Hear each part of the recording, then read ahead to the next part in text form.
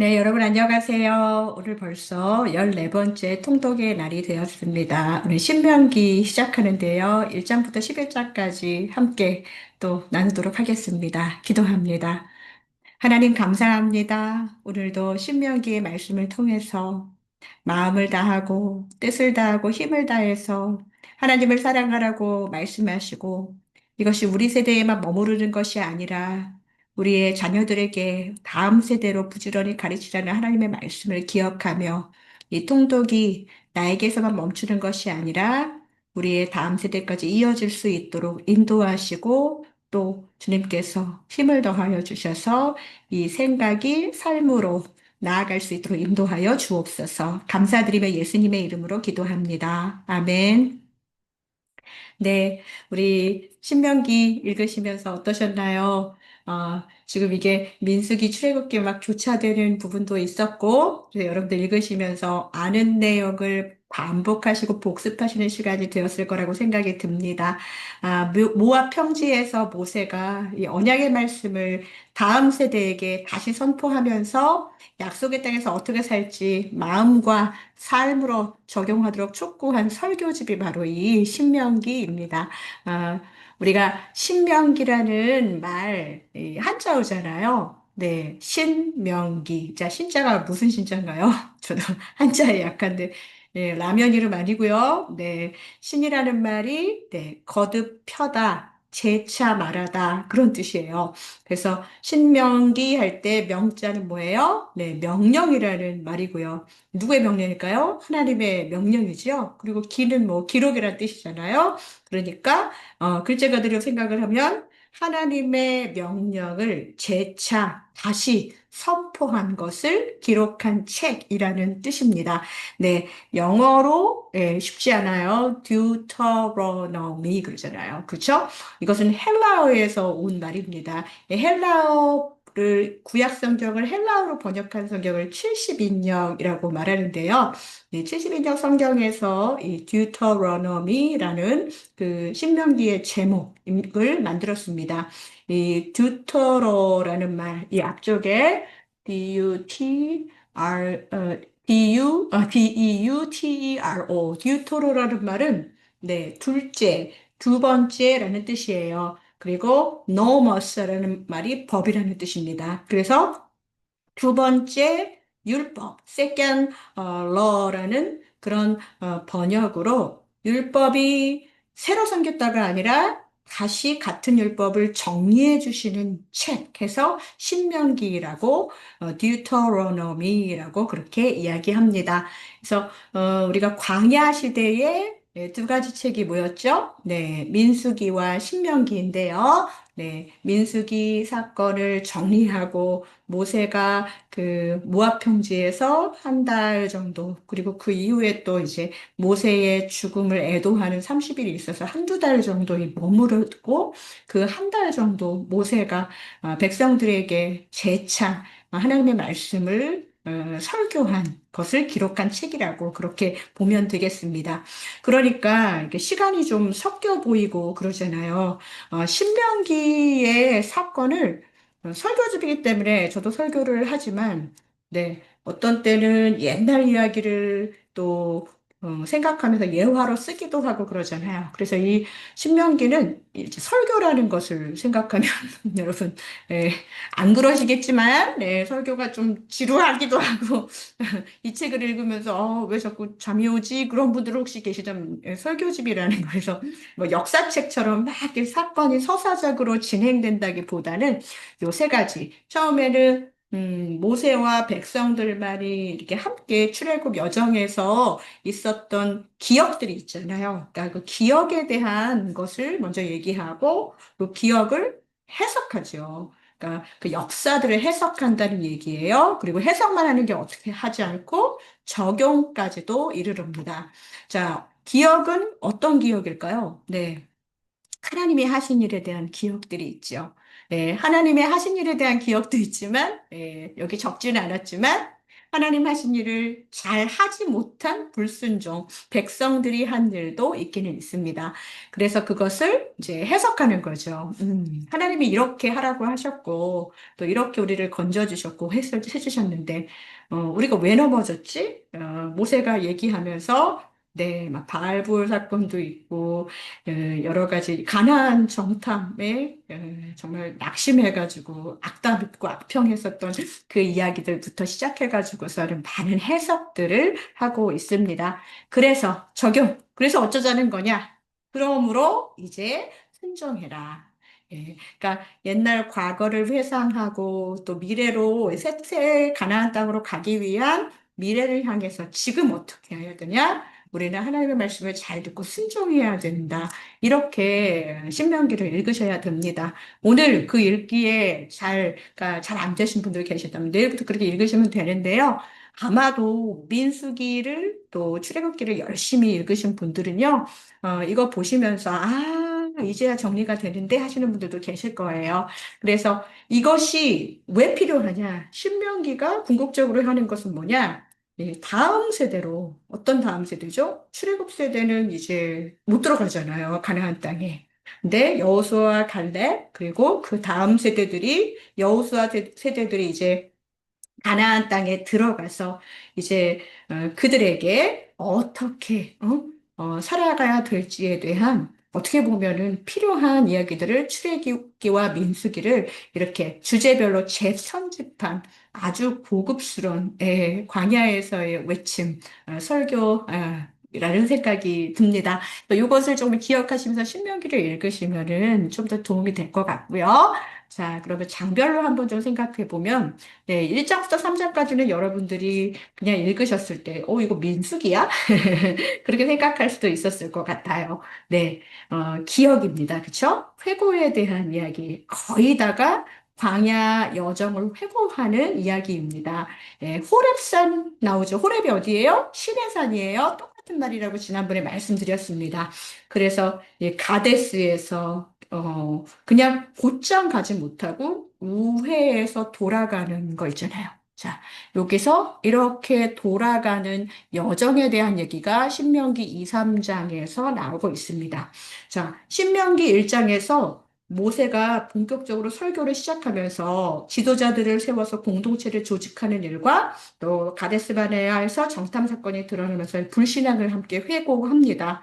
그런데 여기서 하나님이 가라고 하셨지만 백성들은 두려워하고 원망하는 거.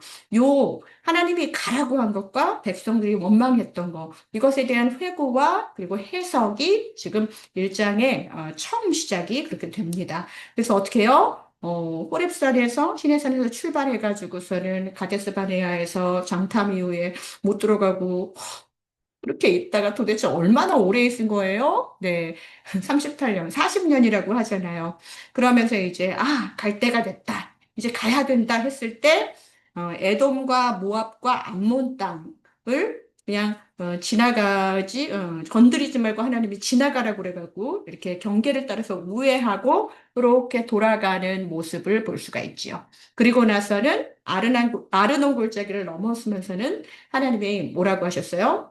그냥 지나가라가 아니라 정복하라, 전쟁하라고 그렇게 말씀하셔서, 네, 그 바산 왕 옥과 헤스본 왕 시혼을 이기고 나서 결국 이 모압 평지에 이르게 되는 그 여정에 대해서 이야기하고 있습니다. 그러니까 여러분들, 그것을 생각하셔야 돼요. 어떤 지역은 우회이고 어떤 지역은 정복입니다. 하나님이 에돔이 원래는 그 세일산이 야곱의 형제 에서에게 주신 땅이잖아요.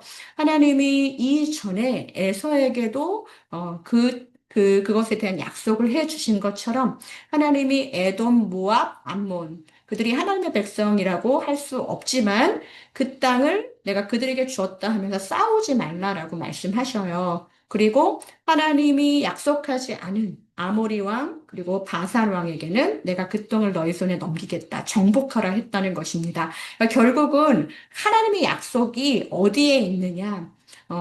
전쟁의 승리가 어디에 있느냐? 이것에 대해서 이제 모세는 이야기하고 싶었던 거예요. 그래서 계속 우리가 신명기를 통해서 봐야 될 것은, 아, 이스라엘이 이렇게 작전을 잘 짜서 이겼구나가 아니라 하나님이 내가 넘겨주겠다 한 것은 아무리 강해도 지는 거, 하나님의 주도권 안에서 이 전쟁이 이루어지고 또 조용히 통과할 것은 통과한다는 거, 그것을 기억하시기 바랍니다. 자, 그리고 사장은 또 어떤 곳이죠? 네. 자, 여기서 이제, 제가 가나안 정탐에 대한 얘기, 아까 굉장히 민수기의 핵심 전환점이라는 거 말씀드렸고요. 자, 사장은요, 네, 적용에 대한 일이에요. 회고도 있지만, 핵심은 뭐예요? 그렇게, 회고한 모든 것들. 저는 이제 신명기 4장 읽으면서 형광펜 제일 많이 들친 것 같아요. 네. 그러므로 지켜라. 그러므로 가르쳐라. 그러므로 우상을 경계하라 하는 현재적인 명령, 바로 이 설교에 대한 거의 설교에 대한 적용과 같은 그런 말입니다. 그래서 아마 여러분들이 다른 것보다 훨씬 더 은혜롭게 읽으실 것이 신명기 4장일 거예요. 그래서 5장에서 7장까지를 보면은 5장에 뭐가 나오죠? 네, 십계명이 재선포됩니다. 네, 이것은 과거적인 사건을 말하는 게 아니라 지금 세대에게 언약을 다시 읽어주는 설교예요. 이전에 주신 것을 우리가 다시 상기하면서 읽겠습니다 하면서 여호와께서 우리 조상들과만 이 언약을 세우신 것이 아니라 오늘 여기 우리와 함께 이제 새 땅으로 갈 다음 세대까지도 다 같이 주신 언약의 말씀이다라고 하면서 이 신명기 5장의 말씀을 읽어야 될 것입니다. 그래서 여러분들이 계속 하나님이 뭐라 그래요? 너희를 애굽 땅에서 이끌어낸 네, 하나님 여호와다. 이것이 네, 이 부분을 잘 잡고 가셔야 돼요. 그래서 이것은 우리가 그냥 저 땅을 빨리 정복해야 돼가 아니라 모든 것이 하나님의 계획 가운데서 누군가를 어떤 강한 왕이 다스리는 전쟁을 했다고 해도 모든 것이 은혜의 토대 위에서 이 모든 전쟁이 치러지게 됐고 이기게 되었고 그것을 지나가게 되었다는 것입니다. 그래서 여러분들 여기에서 보셔야 될 것들 중에 네, 모압 평지에 네, 굉장히 중요한 이 말씀 이제는 이 지도 이제 외우시겠죠? 네, 그렇게 보시면 되겠고요. 네, 5장의 10계명을 중심으로 굉장히 이제 중요한 현재적 명령, 다시 우리에게 새겨진 다시 새로운 규범이 아니라 다시 우리에게 한 번 더 상기시키시는 과거에 주신 계명에 대한 현재적인 낭독을 통해서 우리에게 그 언약을 다시 생각하고 그 땅에 들어가서도 그렇게 하라라는 말이잖아요. 그러면서 이제 신명기 6장에 중요한 내용이 나옵니다. 바로 쉐마. 쉐마가 무슨 말이냐면 들으라라는 뜻이에요. 그래서 쉐마 이스라엘 그러면 들으라 이스라엘 그런 뜻이거든요. 그러면서 우리 하나님 여호와는 몇 명이에요? 오직 한 분인 여호와시니 그랬어요. 오직 하나인 여호와시니 하나님은 네, 나눠 가질 수도 없고 또 여기도 저기도 있는 게 아니라 딱 그분밖에는 안 계시다는 거예요. 그래서 마음을 다하고 뜻을 다하고 힘을 다하여 내 하나님 여호와를 사랑하라. 이 쉐마 교육을 하는데 이제 이게 요즘에도 이렇게 열심히 율법을 이런 모습으로 미간에다가도 또 이렇게 손목에다가도 말씀을 테플린이라고 그러죠. 그래서 성구를 여기다가 이렇게 해가지고 막 문설주에도 있고 막 그렇잖아요. 네, 요즘에도 우리 동네에서도 회당 가면은 이거 볼 수 있는 것 같더라고요. 네, 그래서 여러분들이 이거 보시면서 얼마나 이 언약의 백성들이 이 약속의 땅에 들어가기도 전에 이렇게 조기 교육, 예, 다음 세대들을 위해서 이렇게 철저하게 교육하라고 주신 이 교육의 도구 생각해 본다면 우리가 하는 이 지금의 이 신앙 교육들 여기 혹시 부모님들 자녀를 믿음으로 진짜 가르치기 원하시는 분들은요, 네, 수고하셔야 됩니다. 마음과 뜻과 힘을 다해서 여호와를 사랑하는 것을 몸으로 가르치셔야 됩니다. 그래서 자녀에게 부지런히 가르치라고 하는 것은 네, 유대인들의 그 이스라엘 사람들은 그냥 회당 중심으로만 신앙교육을 한 게 아니었어요.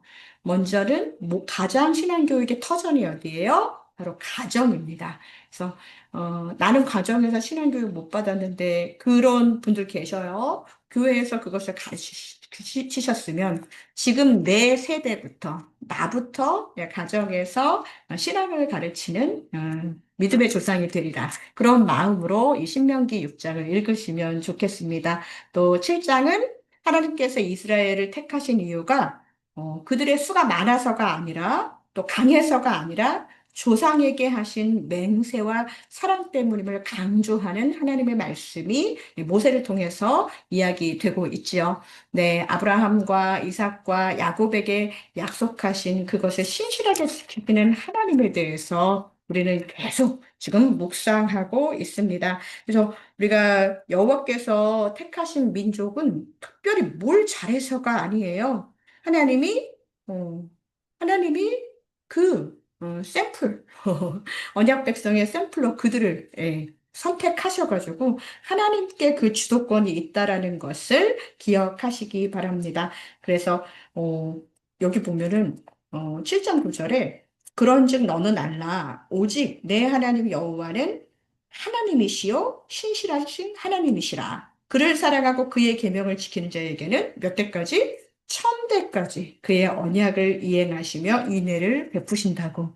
그런데 그것만 하는 게 아니라 그를 미워하는 자. 우리 여기까지 읽고 말거든요. 그런데 그를 미워하는 자에게는 당장에 보응하신대요. 네. 하나님에 대해서 읽고 싶은 것만 읽지 마시고요. 여기에서 언약을 신실하게 지키시는 하나님과 함께 또 내가 잘못됐을 때는 바로 즉각 보응하시는 그 죄를 깨닫게 하시고 알게 하려고 하시는 하나님에 대해서도 네, 우리는 이 균형, 공의와 사랑의 하나님을 잘 묵상하시면 좋겠습니다. 네, 8장은 또 광야의 경험을 회고하는 네, 그냥 회고가 아니라 그 회고하면서 이제 해석을 하고 그 결론은 뭐예요? 잊지 말라예요. 항상 경계하는 게 뭘까요? 바로 교만입니다. 교만인데, 우리가 진짜 하나님께 얼마나 많은 교만으로 불순종하고 있는지 우리가 그것을 좀 생각해 봐야 되고요. 또 여기에 광야 40년 동안 내게 광야길을 걷게 하신 것을 기억하라. 그렇게 말씀하셨어요.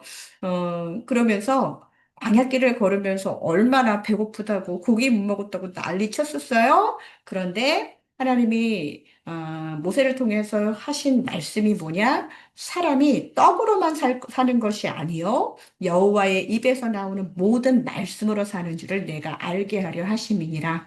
여러분, 요즘 많이 과식하고 계시죠? 그리고 빨리 드시고 계시죠? 말씀이요. 네. 그러나 우리는 계속 이 부분에 대해서 타협 없이 우리 말씀의 과식 그리고 말씀의 충만한 배부름을 우리가 느끼면서 나아갔으면 좋겠습니다. 그런데 그냥 말씀을 통독한다고 해서 그냥 막 빨리빨리 그냥 듣고서는 끝나는 그런 통독이 아니기를 원해요.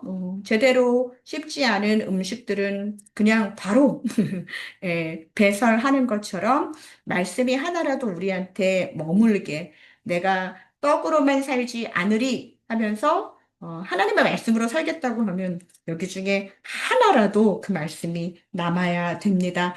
우리를 낮추시고 우리를 시험하시는 이유가 우리 태생이, 우리의 본성이 하나님께 불순종하는 교만의 사람들이라는 것, 존재라는 것을 기억하면서 사람이 떡으로만 사는 것이 아니라 8장 10절을 한번 볼까요? 내가 먹어서 배부르고 내 하나님 여호와께서 옥토를 내게 주셨으므로 말미암아 그를 찬송하리라. 네, 배부르면 어떻게 돼요? 그를 찬송하리라. 네, 우리에게 지금 여러분들께서 아유 배불러 죽겠네, 아유 기분 나빠 이게 아니라 지금 여러분들이 갖고 있는 풍요함 또 그런 마음의 든든함 뭐 갖고 있는 여유 이런 것들을 가지고 우리는 우리 안에 없었던 것들을 다시 찾아야 돼요. 그게 뭐예요? 감사함이에요. 오늘 따뜻한 공간에 머무를 수 있는 감사해야 됩니다. 이 넓은 미국 땅에서 우리가 내가 머무를 수 있는 작은 공간이라도 있는 것에 대해서부터 감사했으면 좋겠어요. 이렇게 먹어서 배부르면 여호와 찬송해라. 이렇게 계속 감사의 리듬을 회복하면서 하나하나씩 교만을 해독하는 일, 감사의 리듬을 찾는 일, 이런 것들이 바로 광야 훈련을 시키셨던 하나님의 뜻이었다는 거 여러분 기억하시기를 바랍니다. 자, 9장과 10장 여기서 또 회고가 강하게 드러나는 공간이죠. 네, 9장 10절에 무슨 얘기 나오죠? 금송아지 사건, 바알보을 사건 나오잖아요. 그래도 하나님이 그 땅을 가게 하시고 하나님이 은혜로 이스라엘 백성들을 다스리지요. 넉넉히 했던 그때를 잊지 말고 기억하라고 하셨어요. 네, 금송아지 사건 얘기하면서 그래도 계속적인 모세의 중보와 하나님의 은혜로 말미암아 주의 큰 능력과 표심팔로 인도하여 내셔서 그 기업까지 그 하나님께서 그 약속의 땅까지 들어가게 하신다는 아주 은혜로 그 일들을 한다는 것. 그래서 모든 것이 인간의 의로움 때문에 되는 것이 아니다. 그쵸? 하나님이 정말 요구하시는 것은 무엇이냐? 네. 사랑과 섬김과 또 지킴이라는 것이죠. 사람은 예, 은혜로 사는 것입니다. 하나님의 은혜로. 우리가 갖고 있는 공로가 없다는 것이지요. 그래서 우리가 해야 되는 것은 무엇이냐? 네, 이스라엘 백성들 남자들은 그냥 다 8일 만에 할례했어요. 그런데 그것만으로 충분하지 않다고 하면서 신명기 10장 16절에 보면은 굉장히 의미 있는 마음의 할례를 행하라라는 말이 나옵니다. 예, 이것은 무엇일까요? 마음에도 무언가 도려내야 된다는 거예요. 그죠? 마음의 할례, 마음의 변화가 중요하다. 육신의 할례는 네, 이스라엘 사람이면은 남자면은 하는 그냥 당연한 어떤 통과 의례 같은 거라고 한다면 정말 필요한 거, 목이 곧게 하지 않는 거, 교만하지 않게 우리는 마음의 할례를 행해야 한다는 말, 네, 모세의 설교를 잘 새겨 들으시기를 바랍니다. 그리고 11장에는 네, 거의 전부가 그 미래를 향한 결론이고 또 복과 저주에 대해서 그래서 어떻게 할 거야? 하면서 네, 선택하라. 여기에 떻게 살 것이냐라는 것을 우리에게 계속 재차 촉구하고 있는 것입니다. 그래서 오늘 신명기 말씀 1장에서 11장까지 읽으실 때 어떤 것이 기억이었고 또 그 기억을 통해서 하나님의 사랑을 느끼셨다면 우리의 마음에도 변화가 되어야 한다는 거. 그래서 어떻게 복과 저주를 이렇게 놓고 어떤 것을 선택할래? 자, 그것에 대해서 우리에게 묻고 있는 그런 내용입니다. 신명기 11장부터 1장부터 11장까지 이것을 읽으시면서 정말 율례와 언약갱신을 해석하는 기준을 제공하는 기초 단락이라고 볼 수 있는데요.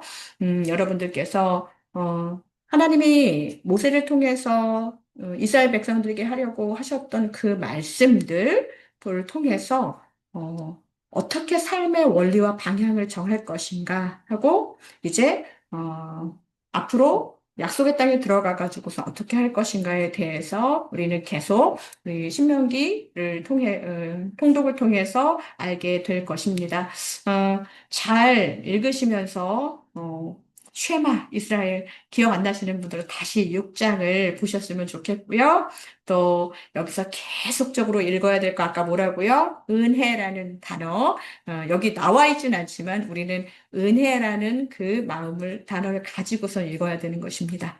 여기 이스라엘 백성들이 정복한 땅마다 안악자손 큰 사람들 되게 많았어요. 그러나 이스라엘 백성들이 어디를 가든 통과하든 이기든 다 그렇게 됐잖아요.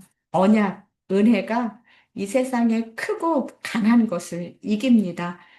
우리가 공로주의가 아니라 은혜로 살아간다는 거, 오늘도 귀한 말씀 가운데서 여러분 은혜로 사는 하루 감사하면서 오늘 하루를 마무리하셨으면 좋겠습니다. 네, 내일은 신명기 조금 더 되는 분량이지만 열심히 또 통독하시기를 바랄게요. 네, 고맙습니다.